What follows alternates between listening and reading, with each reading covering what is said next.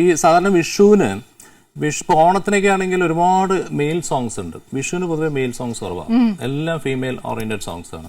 പക്ഷെ എന്നാലും പൊതുവെ വിഷു എന്ന് പറയുമ്പോഴത്തേക്കും ഭഗവാൻ കൃഷ്ണനെയാണ് നമ്മുടെ മനസ്സിൽ ഓർമ്മ വരുന്നത്.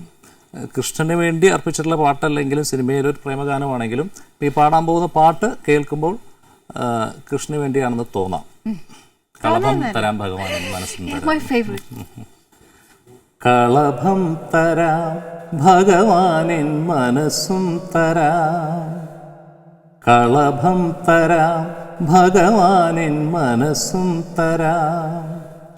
മഴപക്ഷി പാടും പാട്ടിൻ മയിൽപ്പീലി നിന്നെ ചാർത്താം, ഉറങ്ങാതെ നിന്നോടെന്നും ചേർന്നിരിക്കാം.